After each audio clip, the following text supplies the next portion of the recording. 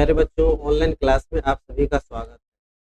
हम लोग Bihar polytechnic entrance exam की तैयारी को बेहतर करने के लिए प्रीवियस ईयर प्रश्नों का एक सेट प्रतिदिन आपको करवा रहे हैं। इस क्रम में आज हम कुछ महत्वपूर्ण प्रश्न आपके लिए लेके आए हैं। तो चलिए आज की क्लास की शुरुआत करते हैं महत्वपूर्ण प्रश्नों से।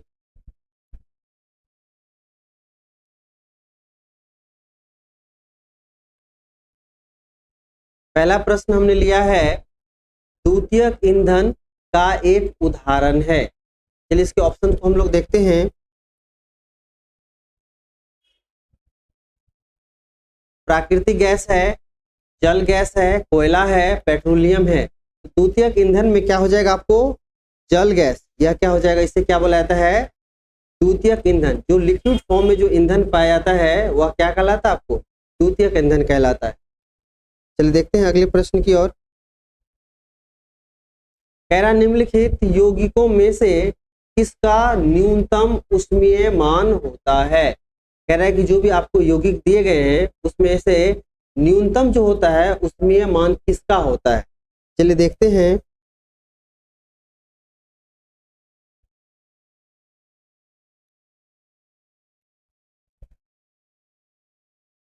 आपके चार विकल्प दिए गए हैं।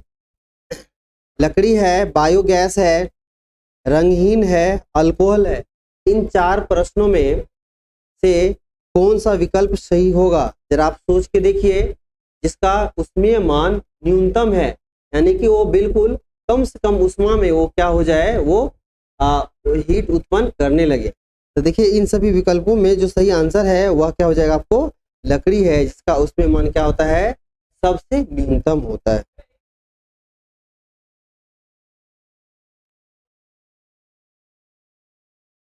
प्रत्येक गर्म वस्तु उत्सर्जित करती है। कह रहा है प्रत्येक गर्म वस्तु क्या उत्सर्जित करती है? पहला आपको दृश्य किरणें, अवरक्त किरणें, परावैंगनिक किरणें और एक्स किरणें। जो वस्तु होती है, कोई भी गर्म वस्तु, वो कैसा किरण उत्सर्जित करता है? उसके लिए कैसा किरण उत्सर्जित करता है वो? तो अवरक्त किरणों को वह उत्सर्जित करता है। कोई भी अगर गर्म वस्तु है तो वह अवरक्त किरणों को ही उत्सर्जित करता है।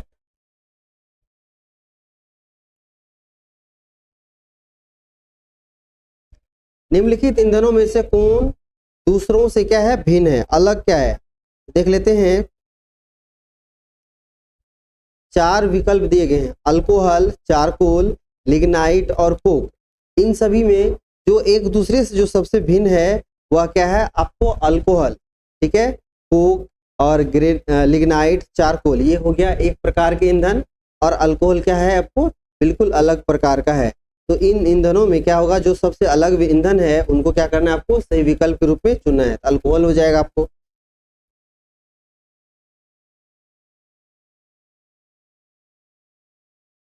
कह रहा है निम्नलिखित में से कौन सा ईंधन जलाए जाने पर न्यूनतम प्रदूषण का कारण बनता है? कह रहा है न्यूनतम प्रदूषण का कारण कौन सा ईंधन बनता है? आंसर हो जाएगा आपको प्राकृतिक गैस।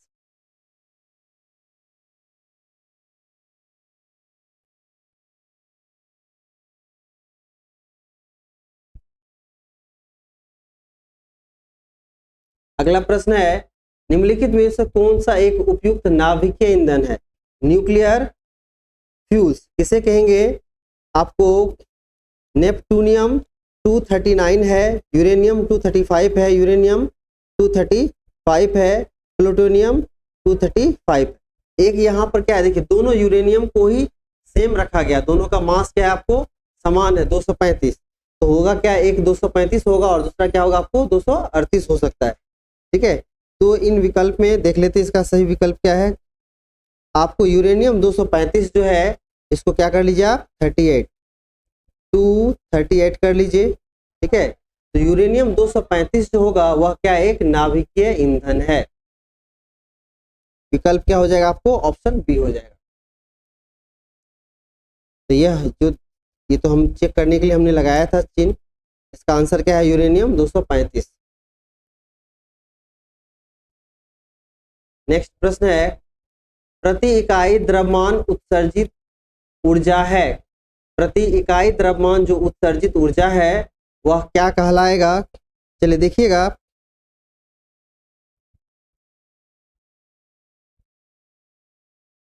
प्रति इकाई जो द्रव्यमान है वह क्या करता है? विखंडन की अपेक्षा संलयन में क्या होता है? विखंडन जो टूटता है, और संलयन मतलब क्या होता है? जुड़ता है। जब दो नाभिक आपस में टूटता है तो क्या बोलते हैं? नाभिकीय विखंडन। और जब दो नाभिक जुड़ता है तो क्या होता है आपको? नाभिकीय संलयन। तो विखंडन की अपेक्षा संलयन में जो ऊर्जा उत्सर्जित होती है वह बहुत ज्यादा अधिक होती है। इसका सही आंसर क्या हो जाएगा? आपको सी ऑप्शन हो जाएगा। क्वेश्चन क्या था? प्रति इकाई द्रव्यमान उत्सर्जित ऊर्जा है, कैसा है? विखंडन की अपेक्षा संलयन में अधिक है।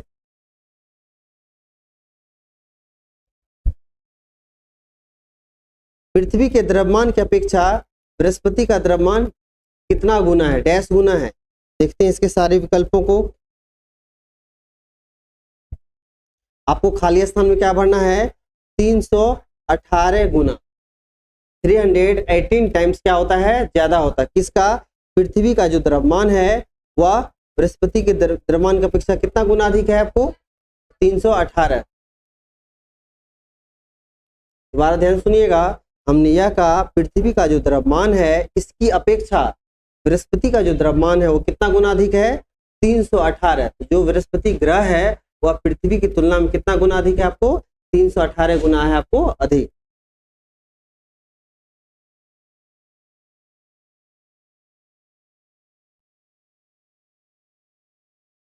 अगला प्रश्न है, निम्नलिखित ग्रहों में से उपग्रहों की संख्या न्यूनतम है? कितना कम से कम है? किसके उपग्रहों की संख्या सबसे कम है? आपको जो ये सभी दिया गया है, मंगल, वरुण, नेपच्यून और पृथ्वी, इन सभी के पास क्या होता है? अपना अपना उपग्रह है। पृथ्वी के पास जो उपग्रह है उसे हम लोग चंद्रमा के रूप में जानते हैं, ठीक है। तो अलग अलग जो ग्रह के जो उपग्रह हैं, सबसे जो कम संख्या है, किस ग्रह का उपग्रह जो है सबसे कम है, इस तरह से हम समझेंगे। तो सबसे जो कम होगा जिसके पास उपग्रह की संख्या है वह हो जाएगा आपको पृथ्वी। पृथ्वी के पास ही क्या है? आपको सबसे कम उपग्रह है, यानी उपग्रहों की जो संख्या है वो क्या है? आपको न्यूनतम है।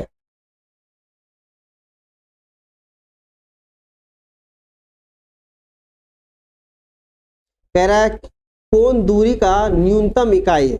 अधिकतम इकाई नहीं पूछा जा रहा है। खगोलीय, पारसेक, प्रकाश वर्ष, ये सभी क्या है? दूरी का अधिकतम मात्रक है, ठीक है। इन सभी मात्रकों में से दूरी का जो सबसे न्यूनतम मात्रक है, इन सभी विकल्प में पूछा जा रहा है। आपको यह नहीं बोला जा रहा मीटर, सेंटीमीटर, किलोमीटर, ठीक है, या खगोलीय इकाई, पारसेक या प्रकाश वर्ष, ऐसा नहीं बोला जा रहा है। आपको बोला जा रहा है जो निम्नलिखित जो दिए गए विकल्प हैं, इन विकल्पों में जो सबसे कम क्या कहते हैं, जो दूरी का जो सबसे न्यूनतम मात्रक है वह कौन सा है? इसका आंसर बताइए क्या होगा? आसान प्रश्न है, इसका आंसर हो जाएगा आपको डी, हो जाएगा आपको किलोमीटर, क्योंकि ये सभी क्या है? दूरी का अधिकतम मात्रक है। तो ये विकल्प क्या है? आपको गलत है। सही विकल्प क्या है? आपको ऑप्शन डी।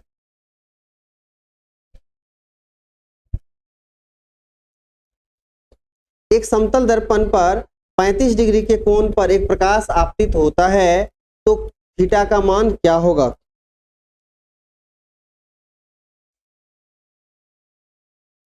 एक समतल दर्पण प्लेन मिरर पे प्रकाश कितने डिग्री पे आ रही है? आपको प्रकाश आ रही है आपको 35 डिग्री पे। तो 35 डिग्री के कोण पे प्रकाश आ रही है तो थीटा का मान क्या हो जाएगा? आपको थीटा का मान भी हो जाएगा आपको 35 डिग्री, ठीक है, जिस कोण से आएगी।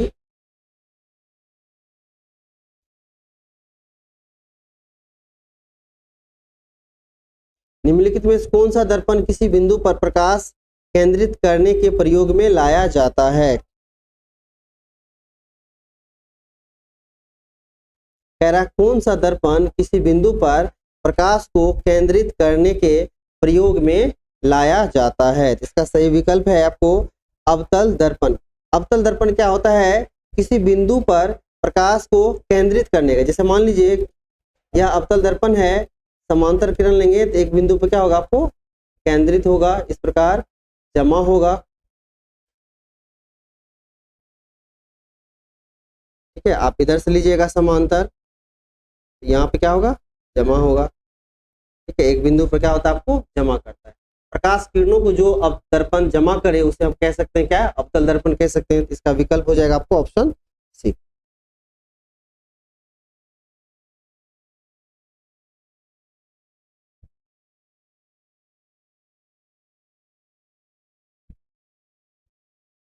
प्रश्न इस प्रकार से है, एक लड़का समतल दर्पण से 3 मीटर की दूरी पर दर्पण के सामने खड़ा है। अगर मान लीजिए यह समतल दर्पण है, प्लेन मिरर है, इसे कितनी दूरी पर खड़ा आपको 3 मीटर, 3 मीटर के डिस्टेंस पे अगर एक लड़का खड़ा है। आगे प्रश्न है, यदि लड़का 1 मीटर पीछे की ओर गति करता है, अगर 1 मीटर पीछे चला, कितना हो गया आपको 4 मीटर दर्पण से दूरी हो गया 4 मीटर। तो लड़के और प्रतिबिंब के बीच में दूरी कितनी होगी। अब देखिए दर्पण और वस्तु, अब लड़का यहाँ पे आ गया, ठीक है, तो जहाँ लड़का है वहां से दर्पण का जो आपको दूरी कितना आपको 4 मीटर, ठीक है, 4 मीटर दिया गया है। तो कहा जा रहा है आपको कि दर्पण के पीछे वस्तु का जो इमेज होगा, प्रतिबिंब होगा, वह कितने दूरी पर होगा। अगर वस्तु 4 मीटर पर है तो प्रतिबिंब भी क्या होता है आपको 4 मीटर पर। समतल दर्पण में वस्तु दूरी और प्रतिबिंब दूरी क्या होता है आपको समान होता है। तो समतल दर्पण में वस्तु दूरी और प्रतिबिंब की दूरी अगर समान होने के कारण से, अगर वस्तु है 4 मीटर की दूरी पर, प्रतिबिंब भी क्या बनेगा आपको 4 मीटर की दूरी पर। तो टोटल डिस्टेंस आपको कितना हो गया, टोटल डिस्टेंस हो गया 4 + 4, टोटल हो गया आपको 8 मीटर हो गया। ठीक है, तो इस प्रकार से आप ध्यान रख सकते हैं। तो यहाँ पूछा जा रहा है कि वह लड़का और प्रतिबिंब के बीच की दूरी बताइए, तो क्या हो जाएगा आपको, आंसर क्या हो जाएगा आपको 8 मीटर हो जाएगा। इसका देख लेते हैं विकल्प कौन सा है। विकल्प क्या आपको ए ऑप्शन सही है, 8 मीटर ही होगा इसका आंसर।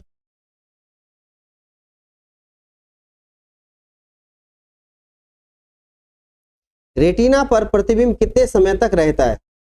रेटिना पर किसी वस्तु के द्वारा जो बनाया गया प्रतिबिंब है वह है आपको 1/10 सेकेंड तक वह मौजूद रहता है। कोई भी वस्तु का जो प्रतिबिंब रेटिना पर बनता है तो वह 1/10 सेकेंड तक क्या होता है, वह बचा हुआ रहता है।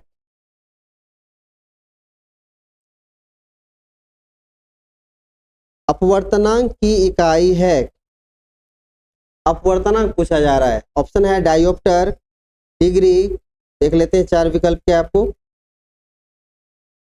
अब बताइए अपवर्तनांक क्या है, रिफ्रैक्टिव इंडेक्स। रिफ्रैक्टिव इंडेक्स क्या होता है, म्यू बराबर होता है speed of light in vacuum और speed of light in any medium.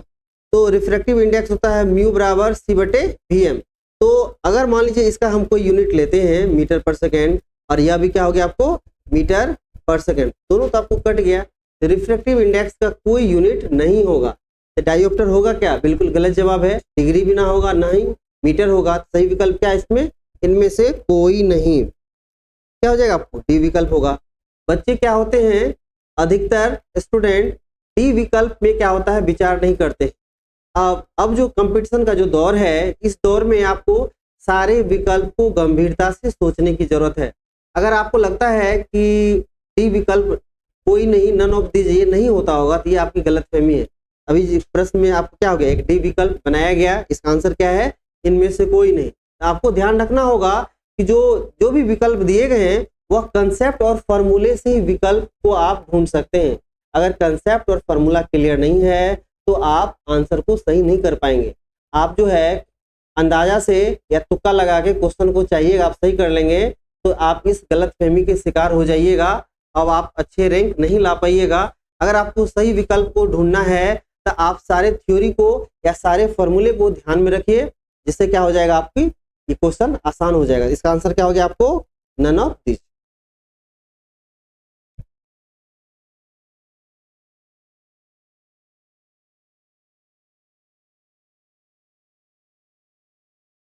मानव नेत्र किसके गुण का प्रयोग करता है। मानव नेत्र किसके गुण का प्रयोग करता है, बेलनाकार लेंस का, उत्तल लेंस का, अवतल लेंस का, समतल दर्पण का। ठीक है, मानव नेत्र जो है कभी भी दर्पण का प्रयोग नहीं करेगा। इसका सही विकल्प क्या हो जाएगा उत्तल लेंस।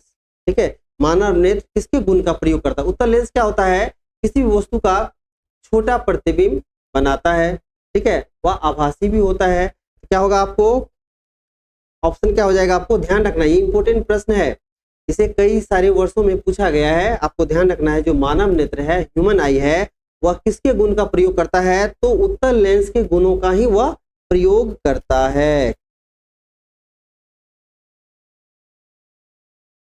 अगला प्रश्न ले लेते हैं हम लोग। नेक्स्ट क्वेश्चन है,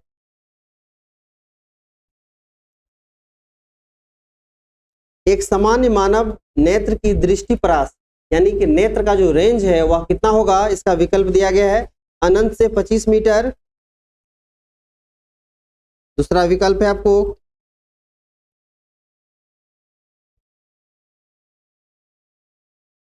समान नेत्र का जो दूर बिंदु होता है या दृष्टिपरास बोलेंगे, वो क्या होगा, अनंत से 25 सेंटीमीटर होगा इसका। ठीक है, एक समान नेत्र जो होगा आपको मानव का नेत्र, वह उसका जो दृष्टिपरास होगा वह कितना होगा, अनंत से लेकर 25 सेंटीमीटर तक होगा।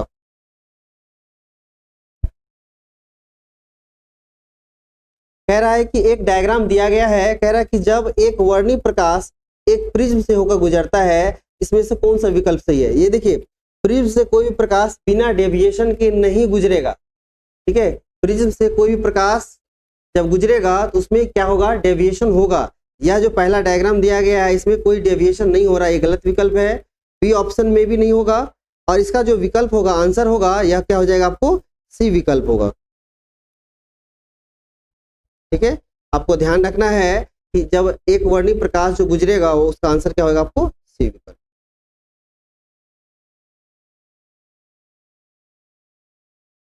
निम्नलिखित में से कौन सा दर्पण एक कार की हेडलाइट में प्रयोग में लाया जाता है। कह रहा है आपको कार के हेडलाइट में जो दर्पण का प्रयोग होता है वह कौन सा दर्पण है। चलिए इसके सारे विकल्प को देख लेते हैं। समतल दर्पण, समतल दर्पण का कार के हेडलाइट में प्रयोग नहीं होता है। ठीक है, ये नहीं होगा आपको। नेक्स्ट है अवतल दर्पण। तो अवतल दर्पण का प्रयोग क्या होता है, कार के हेडलाइट के रूप में किया जाता है। इसका सही विकल्प क्या हो जाएगा आपको, अवतल दर्पण।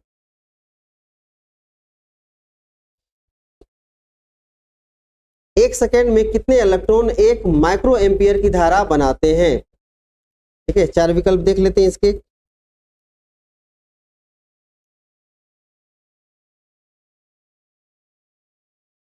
एक सेकेंड में टाइम दिया हुआ है कितना आपको, पेन को चेंज कर ले, टाइम दिया हुआ है, टाइम बराबर है 1 सेकेंड। टाइम 1 सेकेंड दिया गया है।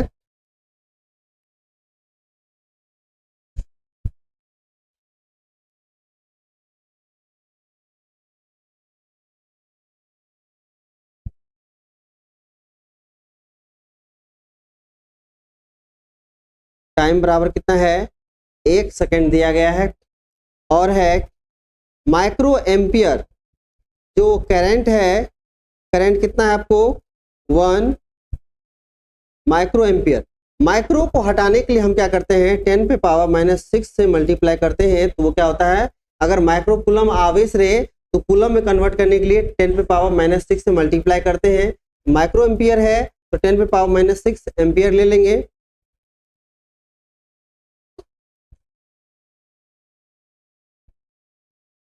ठीक, तो यहाँ से ये हो गया, आपको करंट निकल गया। अब आपसे पूछा जा रहा है कि यहाँ पर जो दिया गया आपको विकल्प है वह क्या है, number of electron. Number of electron आपको निकालना है। हम जानते हैं फॉर्मूला Q बराबर होता है, आपको दो फॉर्मूला होता है। पहला हम देखेंगे IT, Q बराबर क्या होता है आपको, IT होता है। और दूसरा फॉर्मूला क्या होता है, Q बराबर NE होता है। तो पहला फॉर्मूला से हम क्या करते हैं, चार्ज निकाल लेते हैं। ठीक है, तो चार्ज निकालेंगे तो करंट कितना है, करंट है 10 पे पावर -6 करंट हो गया। और टाइम दिया हुआ आपको 1 सेकेंड, तो हो गया आपको 10 पे पावर -6 कूलम चार्ज हो गया। अब चार्ज हमें पता चल गया है तो Q बराबर होता है NE। तो यहाँ से हम रख सकते हैं 10 पे power -6 coulomb is equal to N गुना चार्ज ऑफ इलेक्ट्रॉन 1.6 इंटू 10 पे पावर -19 कूलम। इसलिए यहाँ से अगर हम N निकालेंगे, N बराबर क्या हो जाएगा, 10 पे पावर -6 बटे 1.6 इंटू 10 पे पावर -19 कूलम। और यह भी क्या है आपको चार्ज कूलम, कूलम से कूलम चार्ज कट गया, ठीक है। दशमलव हटाएंगे 10/16 आ जाएगा और पावर जाएगा ऊपर, पावर -6 और प्लस में क्या हो जाएगा आपको +19।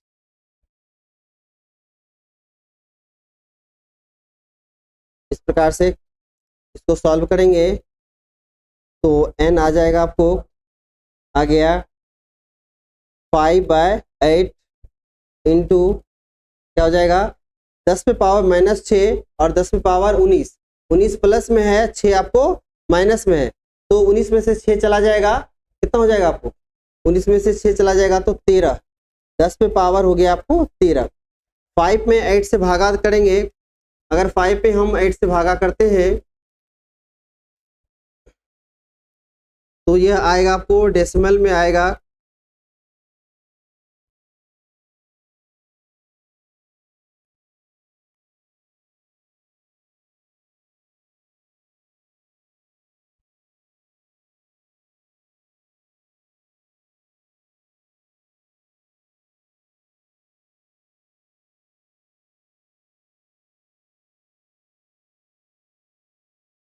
देख लीजिए, इसको डिवाइड करेंगे 5 में हम अगर 8 से डिवाइड करते हैं क्या होगा 0 पॉइंट, यहाँ हो जाएगा आपको 50, 8 छके 48 हो गया 2, 0 20, 8 दूना 16, 4 नहीं लगेगा 0, 8 पंचे 40, क्या आ गया आपको 0.625 और 10 पे पावर 13। अगर स्टैंडर्ड फॉर्मूला लाएंगे 10 से गुना और 10 से भागा करेंगे क्या होगा 10 से गुना करेंगे तो हो जाएगा 6.25, ठीक है, और 0.6 में 10 से मल्टीप्लाई किए तो 6.25 और पावर क्या हो जाएगा, एक नीचे 10 है ऊपर चला जाएगा तो एक माइनस हो जाएगा तो 10 पे पावर 12। ऐसा विकल्प देखिए किस विकल्प में दिया गया आपको,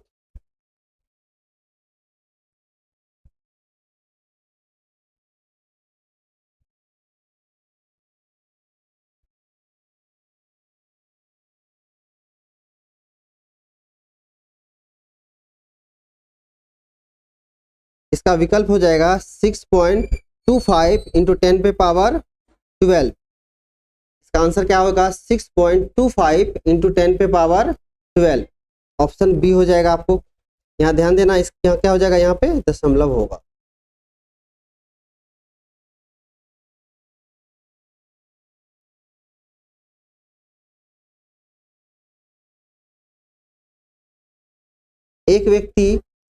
एक व्यक्ति 4 जो है 1/4 प्रतिरोध वाले सेल को श्रेणी क्रम में जोड़ता है, लेकिन सेल का टर्मिनल उल्टा जुड़ जाता है, जिससे बाहरी प्रतिरोध कितना होता है आपको 1 ओम। यदि प्रत्येक सेल का विद्युत वाहक बल 1.5 वोल्ट हो तो धारा का मान ज्ञात करना है। चलिए चारों विकल्प ले लेते हैं हम लोग।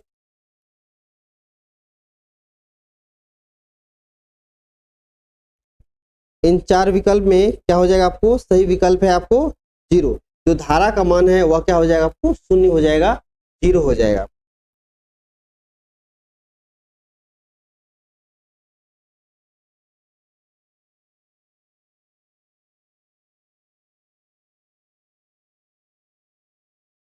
देखिए यदि एक प्रतिरोध वाले 1 ओम प्रतिरोध वाले एक तार को क्या किया जाए, उसको टाइट करके इसकी लंबाई को 2 गुना कर दिया जाता है तो इसका प्रतिरोध क्या हो जाएगा। तो यहाँ क्या कर रहे हैं हम, प्रतिरोध को 2 गुना करते हैं।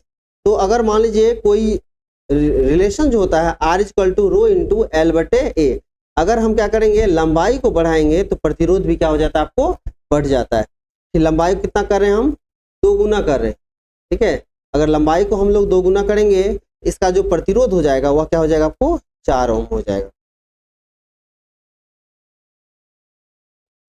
विद्युत विभव है, विद्युत विभव एक अदिश राशि है। इसका फॉर्मूला होता है इलेक्ट्रिक पोटेंशियल का, इलेक्ट्रिक पोटेंशियल हम लोग V द्वारा करते हैं विद्युत विभव को, work done per unit charge. Work done भी अदिश राशि है, चार्ज भी क्या आपको अदिश राशि है। तो विद्युत विभव कैसी राशि है, यह एक अदिश राशि है। इसका सही विकल्प क्या हो जाएगा, ऑप्शन बी अदिश राशि।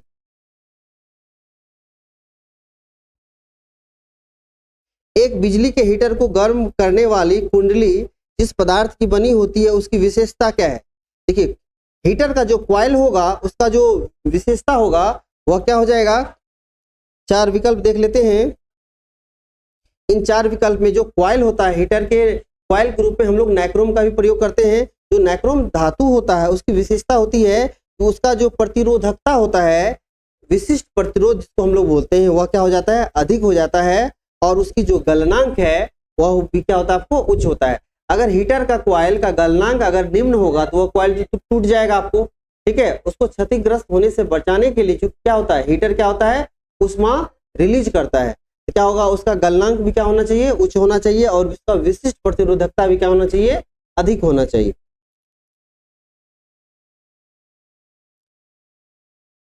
एक गैल्वेनोमीटर को एक वोल्टमीटर बनाने के लिए किसकी आवश्यकता पड़ेगी? 4 विकल्प देख लेते हैं। इसका सही विकल्प है श्रेणी क्रम में एक उच्च प्रतिरोध को जोड़ेंगे। जो आपका गैल्वेनोमीटर है, गैल्वेनोमीटर क्या करता है? आपको करंट को मापता है। गैल्वेनोमीटर करंट को मेजर करता है। अगर गैल्वेनोमीटर को वोल्टमीटर में कन्वर्ट करना है तो आपको क्या करना होगा? श्रेणी क्रम में एक उच्च प्रतिरोध जोड़ना होगा। ये देखिए न्यूमेरिकल है। एक 220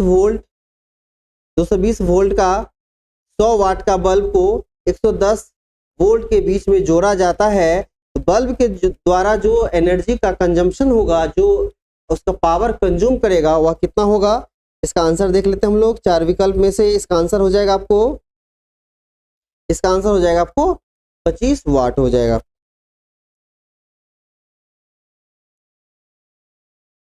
बारह ओम के 3 प्रतिरोध एक सम त्रिबाहु त्रिभुज बनाते हैं। तो शीर्षों के बीच का प्रतिरोध निकालना है, ठीक है। तो ये हो जाएगा आपको, दो शीर्षों के बीच जो प्रतिरोध होगा वह कितना हो जाएगा? आपको 8 ओम हो जाएगा। एक आदर्श सेल का आंतरिक प्रतिरोध 0 होता है।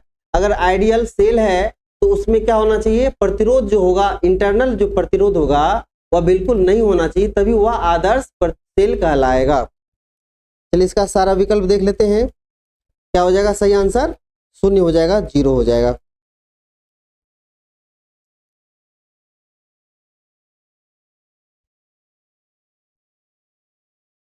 क्वेश्चन है विद्युत संश्लेषण या विद्युत विच्छेदन का नियम किसके द्वारा दिया गया? विद्युत विच्छेदन का नियम आपको फैराडे के द्वारा दिया गया। याद रखिएगा 1 फैराड इक्वल टू होता है 96,500 कूलम। ध्यान रखिएगा।